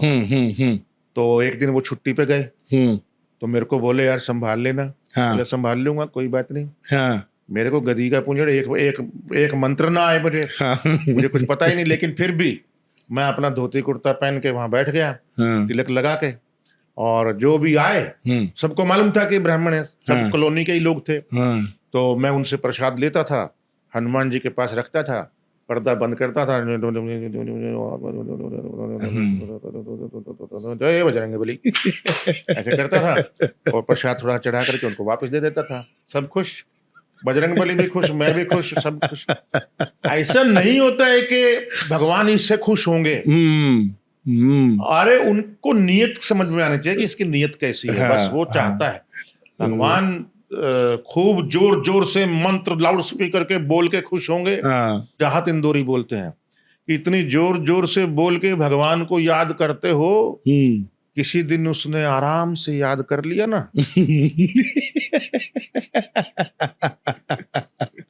मैं तीर्थ यात्रा जाता हूँ, मैं वैष्णो देवी गया हूँ, बालाजी गया हूँ, यहाँ गया हूँ, सब मंदिरों में गया हूँ, सिद्धिविनायक, सब केदारनाथ, ये क्या नाम इसका, सॉरी, गंगोत्री वगैरह सब जगह गया हूँ।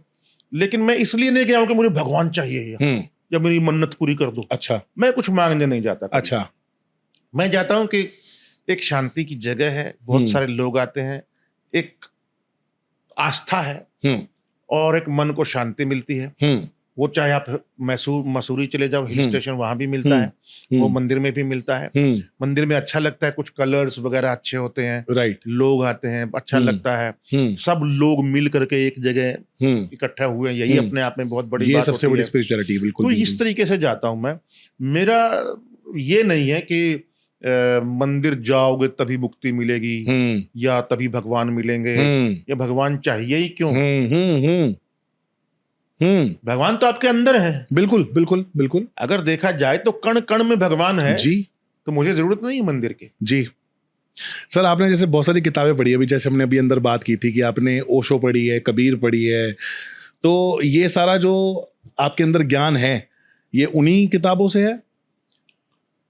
किस किताब से ये तो नहीं कह सकता हूं, लेकिन हाँ किताबों से है, क्योंकि मैं बचपन में बाल भवन था हमारे घर के पास, बाल भवन में लाइब्रेरी थी और वो बच्चों की लाइब्रेरी थी, बाल भवन जी।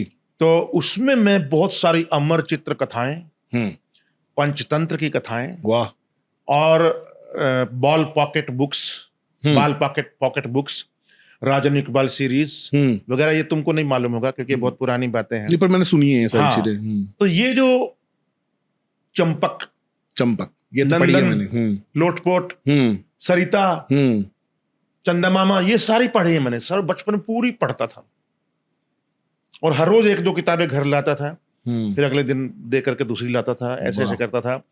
तो इनसे बहुत इंस्पिरेशन मिली है, खासकर अमर चित्र कथाएं और पंचतंत्र, ये हर बच्चे को पढ़नी चाहिए, पंचतंत्र की कहानी। और फिर दूसरे हमारे रामायण और महाभारत भी, इनकी कहानियां भी सबको पढ़नी चाहिए। बिल्कुल, पता नहीं बाकी ग्रंथों का मुझे नहीं पता, लेकिन गीता, रामायण, महाभारत, ये सब जो है ना, ये हर बच्चे को पढ़ना चाहिए। जी जी बिल्कुल बिल्कुल। हमें अपनी संस्कृति के बारे में पता होना चाहिए, हमें अपने ग्रंथों के बारे में पता होना चाहिए। आप कितना उस पर बिलीव करो, कितना उस पर टाइम वेस्ट करो, बात अलग है, छोड़ दो। लेकिन मैं अगर किसी ग्रंथ को बूस्टअप नहीं कर सकता हूं तो मुझे उसको धिक्कारने का या गलत साबित करने का भी अधिकार नहीं है। बिल्कुल बिल्कुल बिल्कुल। मैं अपने धर्म को, अपनी जाति को, अपने समाज को अच्छा मानता हूं, गर्व करता हूं, लेकिन साथ ही साथ मैं बाकी सभी धर्मों को, बाकी सभी जातियों को, बाकी सबको भी उतना ही सम्मान देना चाहता हूं जितना वो मैं चाहता हूं कि मुझे दें। बिल्कुल बिल्कुल बिल्कुल। चाहे कितना भी नीच बोलते हैं, जिसको नीच कोई भी हो जी, मैं सॉरी शब्द निकाल रहा हूं, लेकिन कितना भी नीची जाति का हो, लेकिन मेरे लिए वो उसी समान है जो मंदिर में पुजारी है। बिल्कुल, बहुत सुंदर। ब्राह्मणिज्म से नफरत करता हूं। अच्छा, ब्राह्मणों से नहीं। ब्राह्मणिज्म जो फैला रखा है गलत लोगों ने कि ब्राह्मण ही सर्वश्रेष्ठ है, ब्राह्मण ही ये, ब्राह्मण ही वो, नहीं, ये गलत है। हो सकता है बाबा साहब अंबेडकर तुमसे बड़े ब्राह्मण हो, सही बात है, उन्होंने इतनी नॉलेज हासिल कर रखी है, मेरे ख्याल इंडिया में पता नहीं किसने की होगी, इतनी डिग्रियां, इतने वो सब कुछ कर रखा है उन्होंने कि सैल्यूट है उनको। पर सर हमारे ग्रंथों में तो इसको ऐसा लिखा गया ना कि हर कोई अपने कर्म से बनता है। बिल्कुल, ब्राह्मण, शूद्र या क्षत्रिय या वैश्य, बिल्कुल, कर्मण्य अधिकारस्ते मा फलेषु कदाचन। जी, हर जाति में, हर धर्म में घटिया लोग हैं, बिल्कुल है, सत्य है ये, कोई भी धर्म या कोई जाति घटिया नहीं है, बिल्कुल। लेकिन घटिया लोग हर जगह हैं। घटिया लोग हैं। वो किसी भी पार्टी में हो, जी किसी भी जाति में हो, जी किसी भी धर्म में हो। जी। तो इसलिए सबसे पहला कर्म है। कर्म है। कर्म से पहचानना चाहिए कि कौन बड़ा है कौन छोटा है। जी जी जी। पैसे से नहीं, रुतबे से नहीं, क्योंकि अगर किसी की औकात पता करनी हो या उसके बारे में अच्छा है या बुरा पता करना हो, तो उसका अपने से छोटों ड्राइवर चपड़ासी से बिहेवियर कैसा है वो देखना चाहिए सबसे पहले, ट्रू। कि वो कितना रिस्पेक्ट करता है उनके काम की।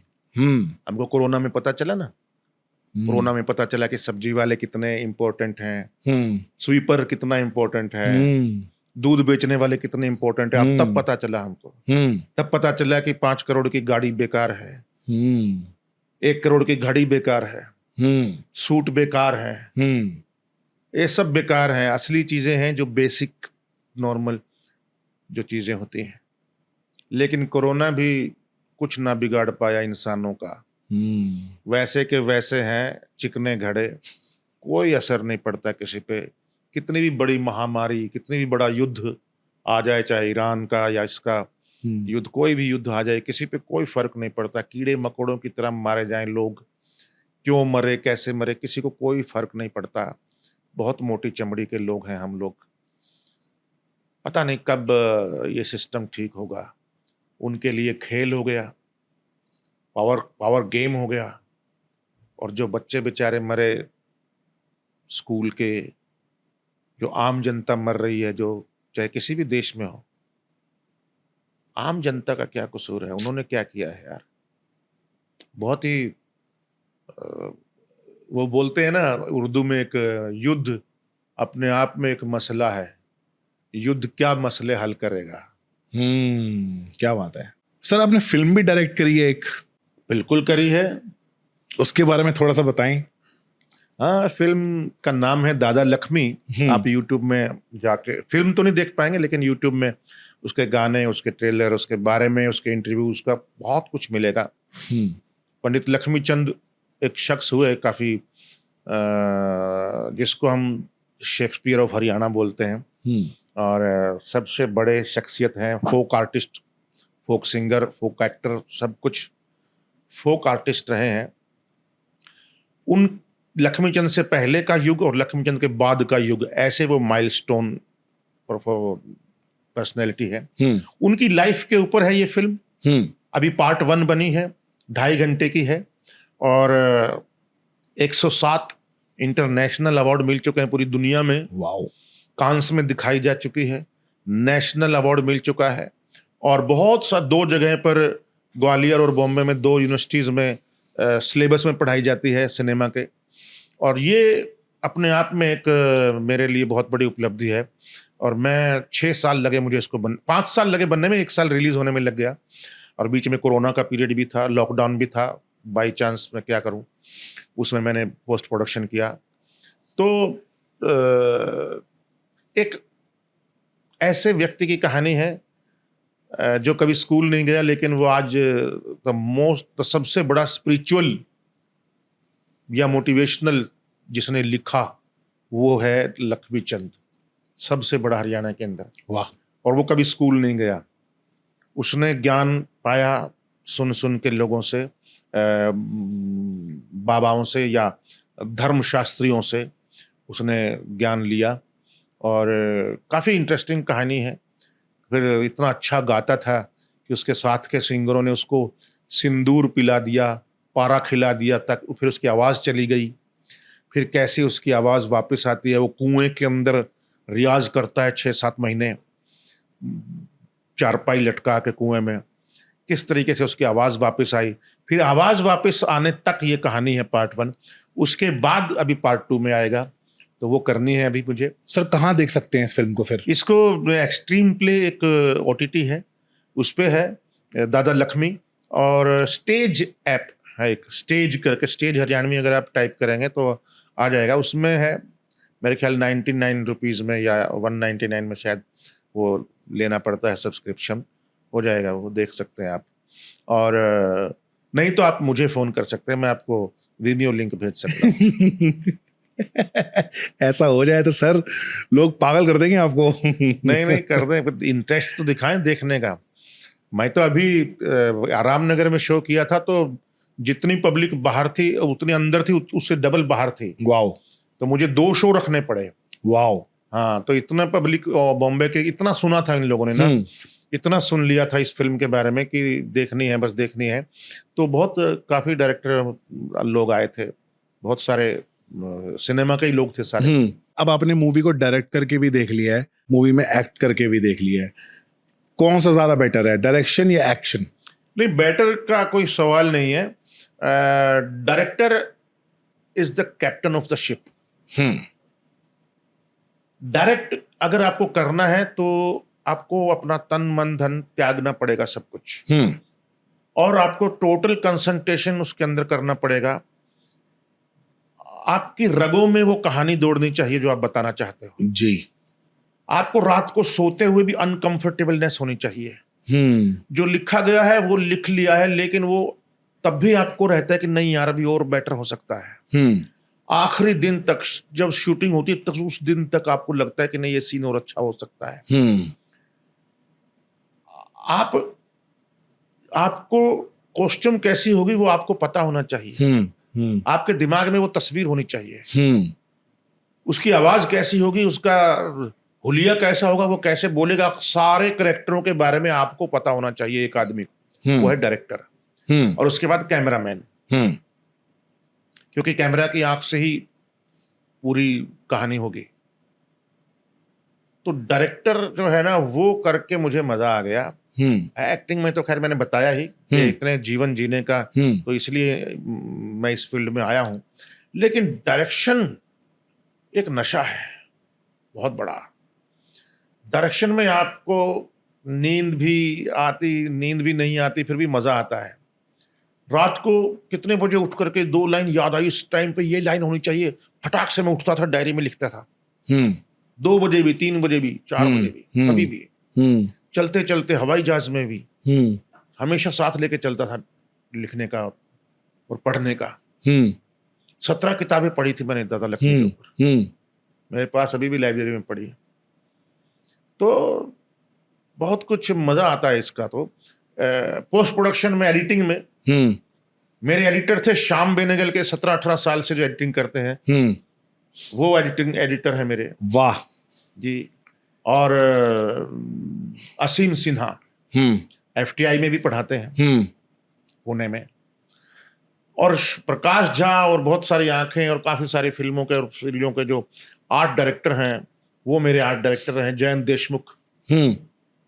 और रुदाली फिल्म की जो कॉस्ट्यूम डायरेक्टर है, कॉस्ट्यूम डिजाइनर माला डे, उन्होंने मेरी कॉस्ट्यूम की है। वाओ। और जिसको नेशनल अवार्ड मिला मेरे साथ ही कैमरामैन को, वो कैमरामैन है FTI का मेरा। अच्छा, सारे वहीं के ही हैं? सारे बॉम्बे, ये जो टेक्निकल स्टाफ है वो पूरा बॉम्बे का है। और सारे जीनियस लोग। साउंड भी मेरा उन्होंने किया, जो बहुत सारी फिल्में कर चुके हैं। और सुभाष घई के व्हिस्लिंग वुड से है। फ्रांस के एक डायरेक्टर ने राजस्थान में देखी थी फिल्म, वो मेरे घर बॉम्बे आया था मिलने। और उसने बोला था कि यूरोपियन लैंग्वेज में इसको डब कर सकते हैं क्या। हाँ। और बहुत इंटरेस्टेड था वो। तो मैंने उस वक्त, क्योंकि रिलीज नहीं हुई थी, मैंने मना कर दिया था, मैंने कहा अभी नहीं। हाँ। और फिर धीरे धीरे वो बात गर्त में चली गई। But he was very much interested in French language, चेक लैंग्वेज, और ये जो अलग अलग स्पेन की स्पेनिश में, इटालियन में, सारी यूरोपियन लैंग्वेजेस में। बोला मैं इसको डब कर दूं, this is universal subject. Folk artist की कहानी, और ये हर घर की कहानी है। एवरीबॉडी थिंक कि ये मेरी कहानी है। मुझे रघुवीर यादव ने देखा, बोले मेरी कहानी है। आशुतोष गवारीकर ने देखा, मेरी कहानी है। मैं सुन के बोल रहा हूँ मेरी कहानी है। हाँ। क्योंकि टीवी पे देखना बड़े अच्छा साउंड करके। जरूर, अब भी देखूंगा। And you will love. मतलब थोड़ा सा तुम 20 मिनट देख लेना, फिर तुम नहीं छोड़ोगे। सर आपने नहीं, ऐसा हो सकता है मैं छोड़ दूंगा पूरी फिल्म देखूंगा बैठ के, क्योंकि मैं भी गलतियां कर सकता हूं। मुझे सर इतना समझ में आता है, जिस बंदे को एक्टिंग आती है, अगर वो बंदा डायरेक्शन में जाता है तो he can direct really good. अगर एक डायरेक्टर एक्टर बनना चाहता है, वो बहुत अच्छा एक्टर बन सकता है। अगर एक कैमरामैन डायरेक्टर या एक्टर बनना चाहता है, वो बन सकता है। मुझे ऐसा लगता है क्योंकि नॉलेज हो जाती है कर करके मतलब आधा काम हो जाता है जी, आधा काम आपका आधा हो से जाता ज्यादा है। काम हो जाता है, आपका पता होता है कि क्या सिनेमा की एक्टिंग में कुछ टेक्निक्स होती हैं जो ध्यान रखनी चाहिए। जी जी और थिएटर में क्या है कि आपका पूरा बदन काम करता है। जी। सिनेमा में क्या करते हैं, आपका क्लोज होता है तो आप थोड़े ढल पड़ जाते हैं, जो कि नहीं होना चाहिए। नहीं होना चाहिए। मैं अभी अल पचिनो की स्पीचेस देख रहा था अभी इसमें इंस्टाग्राम पे। Oh my God, what an actor, कमाल कमाल हो। नहीं सर, एक्टर तो आप भी बहुत जबरदस्त हो। हमारे अंदर इमोशंस आ जाते हैं आपको देख के, जैसे कि लगान फिल्म में जब आपको देखा था तो गुस्सा तो बहुत आया था उस वक्त तो गुस्सा आया था, लेकिन आज समझ में आता है कि वो एक्टिंग कितनी जबरदस्त थी मैं जो हमारे गंगाजल किया अंदर था ना, ऐसा। गंगाजल का शो हुआ था, पहला शो ऐसे जी प्रीव्यू जी रिलीज से पहले वहां रखा था फिल्म सिटी में। जी। तो काफी लोग आए थे, तो इंटरवल हुआ तो प्रकाश झा 3-4 लेडीज के साथ खड़े थे बाहर, तो मैं भी चला गया साथ में। तो जैसे ही मैं गया वो लेडीज भाग गई। क्यों? बोला ये होने वाला है तेरे साथ, बता रहा हूँ, गंगाजल के बाद तेरे से डरेंगे लोग। और वाकई में वैसा हो रहा है। हाँ काफी जगह जब मैं जाता हूँ तो लेडीज या जेंट्स जो भी है ना, पहले ना मेरे से बहुत डरते हैं। हाँ गंगाजल का हाँ, रूप उनको सामने आता हाँ है, बिल्कुल। क्या साला पता नहीं कब मार दे। तो लेकिन धीरे धीरे जब वो जानते हैं मेरे बारे में, थोड़ा सा फ्रेंडली होते हैं, तो अरे यार ये तो अपने जैसा ही है। हाँ। तो ऐसा लगता है। खैर ठीक है।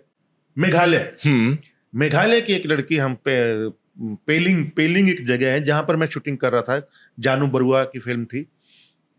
तो वहां पर एक छोटी सी बच्ची ने मुझे बोला था, तो गंगाजल आती थी बहुत टीवी पे, तो उसने बोला था अंकल अंकल आप ना गंदे आदमी का रोल बहुत अच्छा करते हो। मैं बोला यार ये कॉम्प्लीमेंट है कि बेइज्जती है कि क्या है, समझ ही नहीं आ रहा है।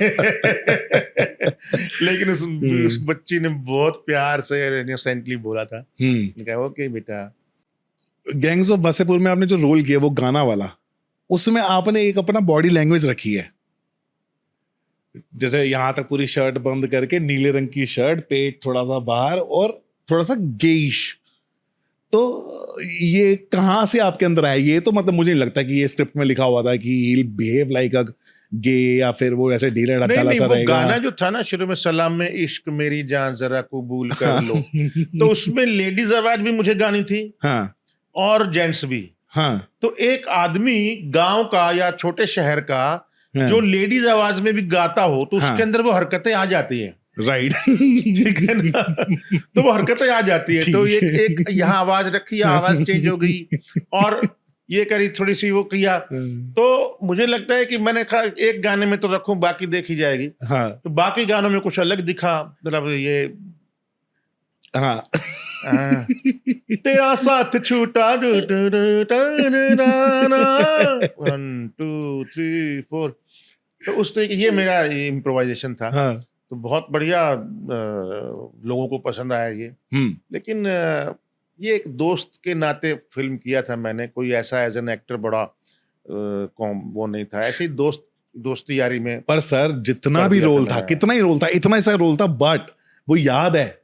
दैट्स व्हाट यू आर, कि आप एक इम्पैक्ट छोड़ के जाते हो कि किसी भी फिल्म में अगर हाँ, आप आ रहे मुझे हो तो लगा आप कि मैं कुछ करूं ना उसमें। हाँ अगर मैं कॉमेडी करने की कोशिश करता ना उसकी सिंगर की और उसको मजाक बनाता तो शायद इतना अच्छा नहीं बनता। मैंने कहा मैं सीरियसली करूंगा, अपने आप पसंद आएगा लोगों को, सीरियसली करूंगा। मैं किशोर कुमार हूं। हाँ हाँ तेरा साथ छूटा, मतलब रा कोड़ा बोलता है वो। हाँ, अच्छा। तेरी मेहरबानियां तेरी कदरदां, ये ऐसा था वो। तो लेकिन फिर भी अपने आप को वो किशोर कुमार समझता है। मैं तो वैसा करूंगा, किशोर कुमार टाइप अपने आप को। अब पब्लिक कॉमेडी तभी निकलेगी। तो वैसा ही किया मैंने। Sir what is actual cinema for you? जैसे कि आपने बोला धुरिंदर और ये आजकल फिल्म में पुष्पा जैसी फिल्में, ये सारी कमर्शियल फिल्म्स हैं। What is cinema for you? Absolute cinema, कि भाई ये है फिल्म सिनेमा, इसको देखो। नहीं, सिनेमा एक फिल्म को लेकर के आप इलेबोरेट नहीं कर सकते उसकी डेफिनेशन। ओके।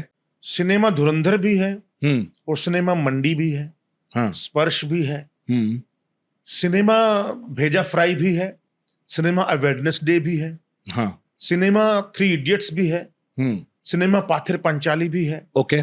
सिनेमा अपूर्व संसार भी है, सिनेमा सब कुछ है, ये सारा मिलके ही सिनेमा बनता है। हम्म।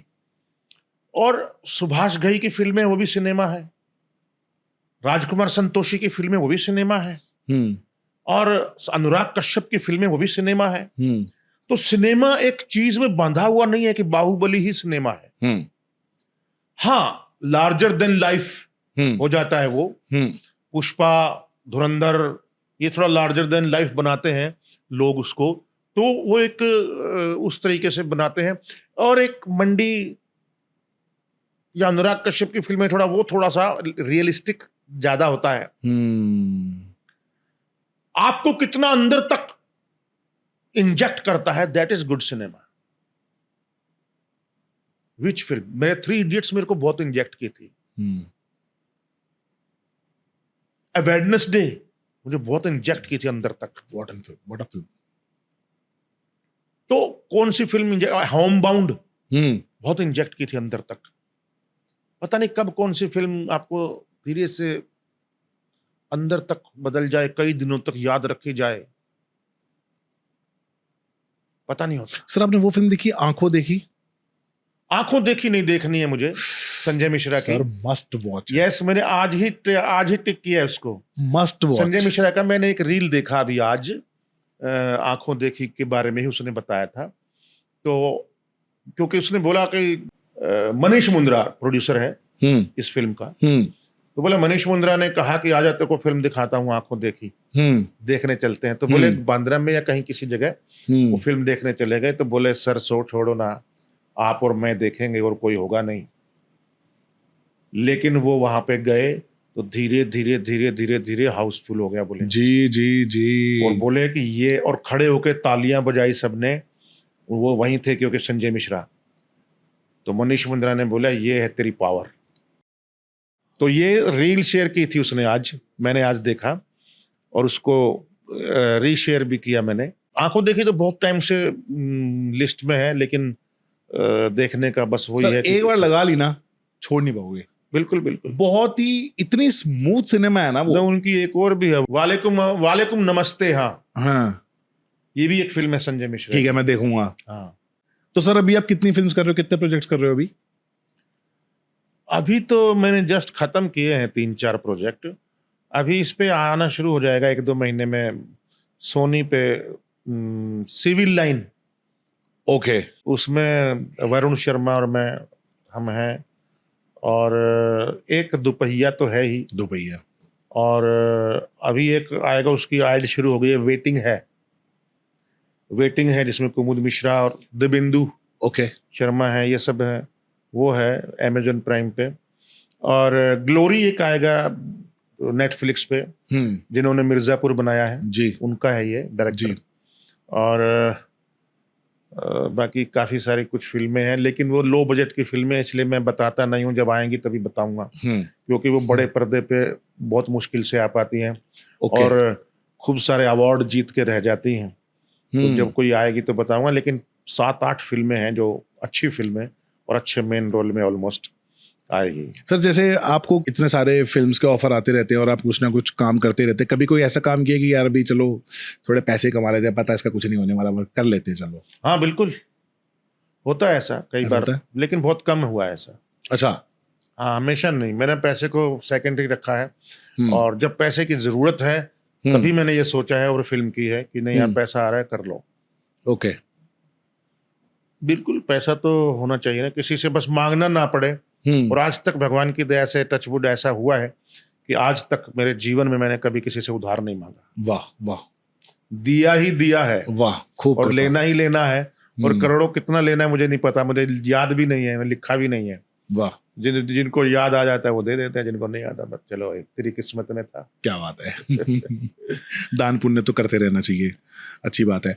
सर लास्ट क्वेश्चन पूछता हूँ, लास्ट क्वेश्चन। मैंने 1999 में 31 दिसंबर को देखा था कि आमिर खान देखो 2000 जमाना आ गया, और उसके बाद सीधा 5 साल के बाद देखता हूँ मैं कि वो आती है इनकी मेकिंग, ऑफ लगान। पैशन ऑफ डेजर्ट है, चले चलो जी ये किताब भी है और जी। फिल्म भी है, जी मेकिंग तो- ऑफ लगान। जी। तो सर वहां मैंने देखा कि 1 जनवरी 2000 को वो आपके लगान की फिल्म की शूटिंग शुरू हो गई थी शायद। नहीं, हम गए थे अच्छा। भुज, ओके ट्रैवलिंग डे था। ओके फिर हमने 4-5 दिन करेक्टर को जिया वहां अपने अपने घरों में, आपस में दोस्ती की एक एक दूसरे करेक्टर से। ओके। जैसे जो मेरा घर है मैं वहां रहा, फिर मेरे पड़ोस में कौन कौन रहते हैं, फिर हीरोइन कौन है वो कहाँ रहती है, मैं किस पे लाइन मारता हूँ, कौन किसको, फिर कौन किस, भुवन कहाँ रहता है हीरो जिससे मैं नफरत करता हूँ, ऐसे ऐसे मंदिर कहाँ है। तो 4-5 दिन आशुतोष ने हमको उस तरीके से रखा। फिर 6 तारीख से शूटिंग शुरू हुई। ओके 6 जनवरी से। ओके। और ये पूरा 1 साल शूटिंग चली? नहीं, 5.5 महीने। 19 जून को हमारा शूटिंग खत्म हुआ था। ओके। और फिर 2000 में ही शायद भूकंप आया था सर उधर, ये 2001? 26 जनवरी 2001। 2001 26 जनवरी को आया था। जी, जिसमें फिर आप लोग भुज वापस गए थे उसी जगह उसके पे? बाद काफी नुकसान हुआ था भुज में, सबसे ज्यादा हुआ था भुज, और एक और जगह थी जो, तो पूरा टूट चुका था सब। जहां हम रहते थे सहजदन टावर, वो बिल्कुल जमीन पे आ गया था। फिर काफी सारे लोग हम वहां दोबारा मिले गए, सब कुछ देख के आए, गांव भी गए। कुनुरिया गांव था, जिनके जो गांव वाले हमारे गांव वाले बने थे, कुनुरिया गांव के। फिर हमने वहां फिर सिनेमा हॉल में लगान का पहला शो किया। आमिर खान भी थे, आशुतोष भी थे, पूरी लगान टीम थी, और भुज के जितने भी क्राउड के और जिन्होंने भी साथ दिया था हर चीज में, बैक स्टेज में भी, जिन्होंने भी घर बनाए मिट्टी के बनाया, मजदूर किसान सब ने मिल करके वो फिल्म देखी। वाह। और हम लोग सब जमीन पे बैठे थे, आमिर खान और हम, और वो मेकिंग ऑफ लगान में है। जी जी। तो इस तरीके से वो पहला शो हुआ भुज में। और सर फिल्म गई भी ऑस्कर में गई, बेस्ट 5 में आई। और मैंने सुना है कि सेविंग प्राइवेट रयान को मिला था उस वक्त। ओके। और वो भी बहुत 1-2 नंबरों से कम रह गई थी लगान। अदरवाइज लगान के सबसे ज्यादा चांसेस थे, बहुत ज्यादा चांसेस थे, क्योंकि म्यूजिकल फिल्म है, गाने हैं, और हॉलीवुड के लोगों को ना गाने की फिल्मों में थोड़ा सा नया लगता है कि ये क्या है।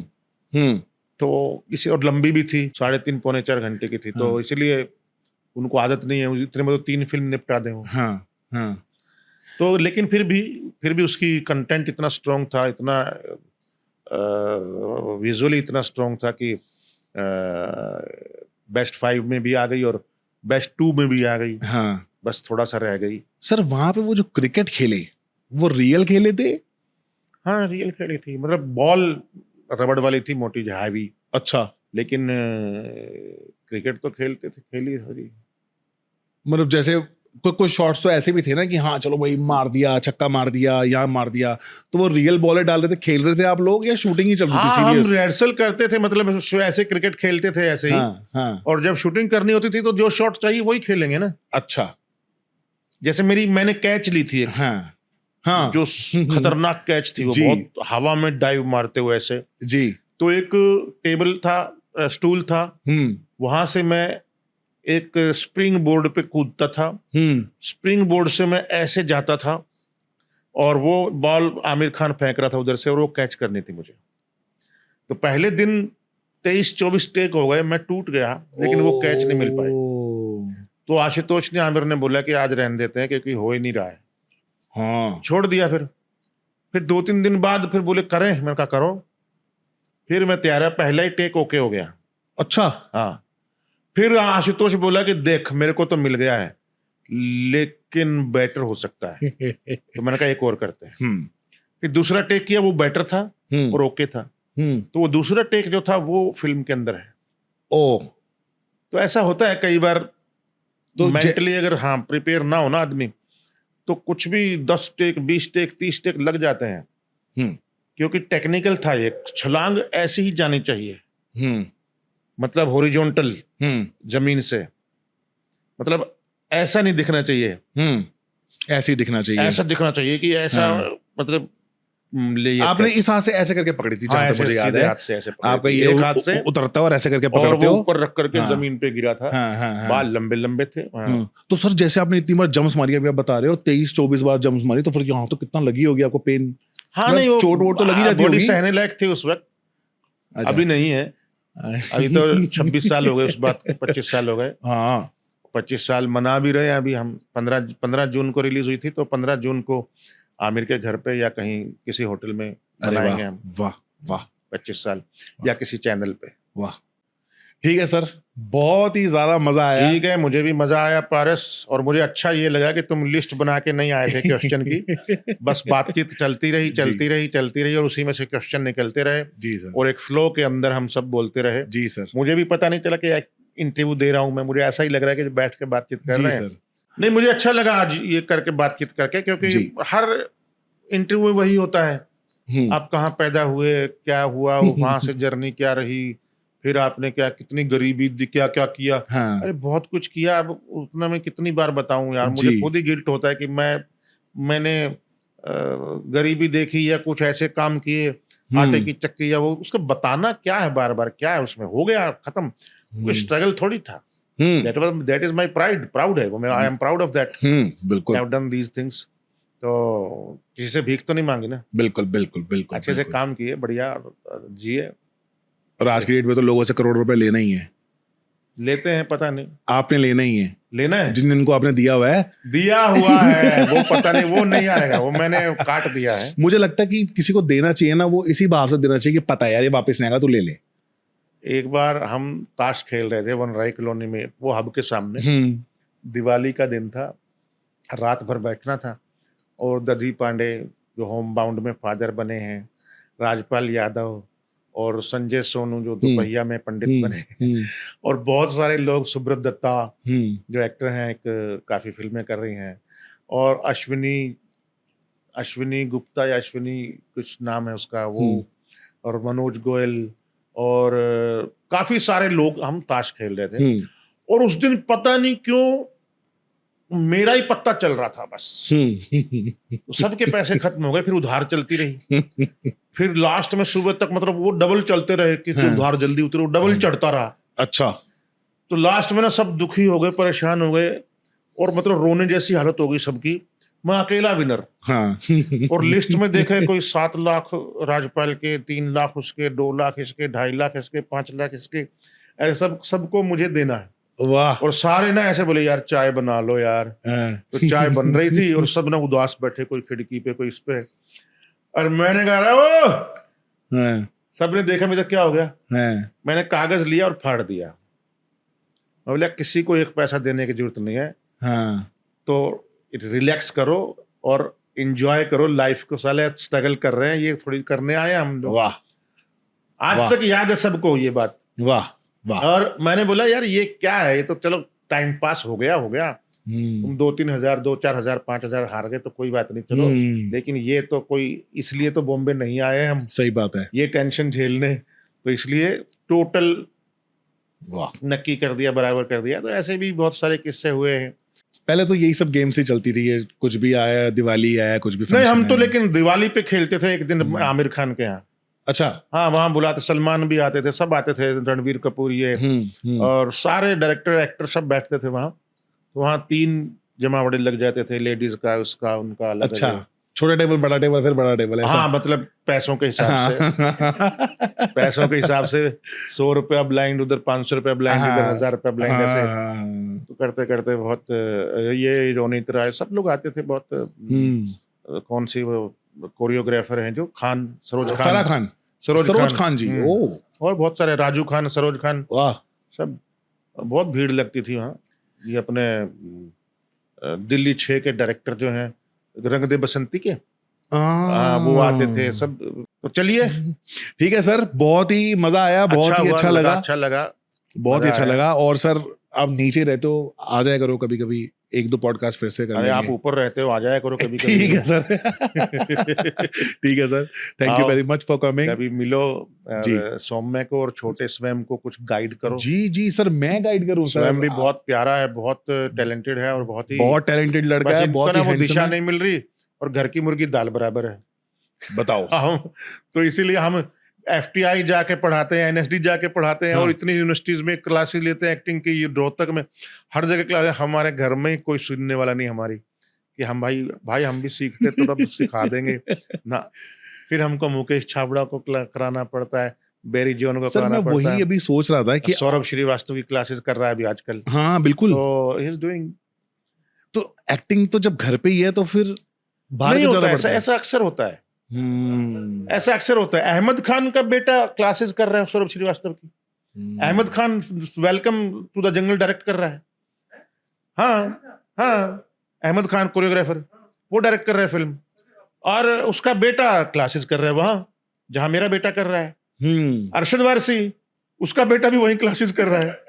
ओले। और इतने लोग हैं सबके बेटे वहीं करते हैं। हम भाई, घर की मुर्गी दाल बराबर होती है, और ना ही कोई ऐसा कोई रूल है कि इनसे सीखना है। बोले आप तो हो ही, देखें अभी तो बाहर देखें। सर वैसे आप अपनी क्लासेस भी शुरू कर सकते हैं, एक स्टूडियो वगैरह पूरा। मुझे डायरेक्शन करनी है, एक्टिंग करनी है। डायरेक्शन। हाँ सर जब डायरेक्शन करोगे तो मुझको एडी ले लेना, मैं भी सीख लूंगा कुछ, चलो ठीक है ना? मैं भी पक्का। आपके पीछे पीछे कुछ कुछ सीख जाऊंगा। पक्का। ठीक है sir, okay, thank you very much. Best of luck.